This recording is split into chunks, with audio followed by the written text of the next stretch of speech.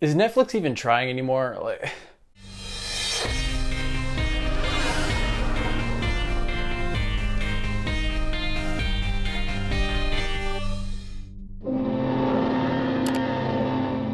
What's up guys, happy Mother's Day, welcome back to the channel. Today we're talking about The Mother, which just released on Netflix this weekend. I'm a few days late because I actually wound up watching this while on a road trip just because I was bored. Wasn't originally planning to really cover this movie, but whatever, you can't really watch something that's out only in theaters while you're in the car, so I pulled this up on streaming and gave it a look. This movie stars Jennifer Lopez as the mother. I don't think they ever actually say her actual name. She's only credited as the mother, but anyway, she forms a relationship with these two arms dealers, discovers that they're involved with child trafficking, and so she decides to become an FBI informant to sort of strike back against them. And so for the rest of the movie, she's sort of trying to keep not only her child safe, but also track down these bad guys and end the threat. I guess this is sort of supposed to be a Mother's Day movie, just given the title and the fact that it released this weekend.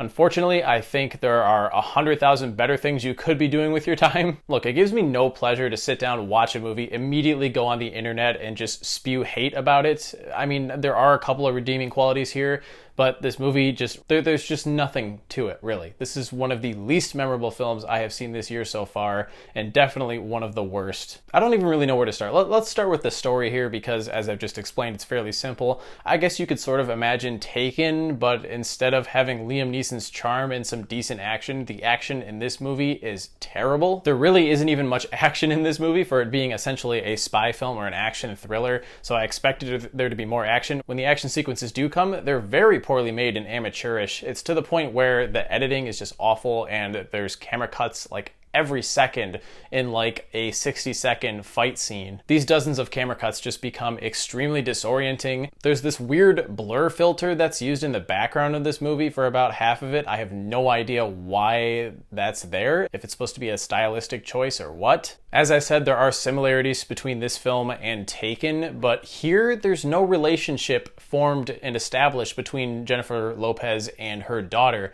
because she puts the child up for adoption as soon as she gives birth to it. So me as an audience member, I didn't really feel invested in the story at all in this entire movie. Later on in the film, they sort of do reconcile and become close with one another, and I just didn't really buy into the relationship that much. I didn't care one bit because I had sat through the first hour of this film, which is just a whole bunch of nothingness. The daughter was extremely annoying. She spent the entire movie complaining and moaning and groaning, and I mean, I guess that makes sense given the things that she goes through in this film that sort of prevent her from having a normal childhood, but it just becomes annoying, and it's like, I don't want to sit here and listen to this. Jennifer Lopez has been okay in some other things. Here, I just don't think that she has much emotional range. She spends most of the film acting like a plank of wood. Her partner, played by Omari Hardwick, he was okay, I suppose. He puts in a solid performance. Not a very deep character, but he had more going on than most of the other characters in the film. Joseph Fiennes is in this too, as the main bad guy of sorts.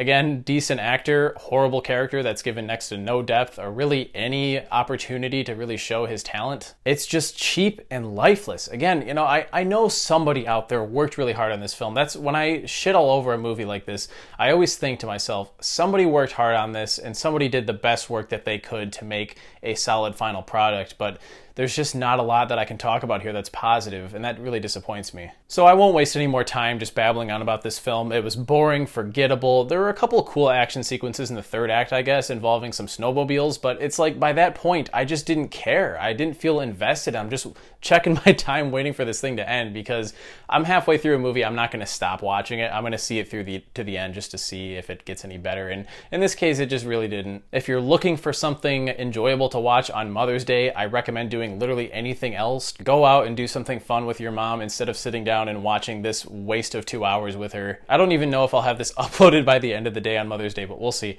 Anyways, guys, I'm going to give this movie 1.5 out of 5. This is definitely one of the worst of the year. I don't recommend checking it out. But if you have seen it, be sure to let me know down in the comments what you thought of it. Am I being really harsh on this one, or is this just another forgettable entry in a genre that's just overstuffed with trash? Don't forget to like this video and subscribe if you want to see more of them like this, and I'll see you guys in the next one. Thanks for watching.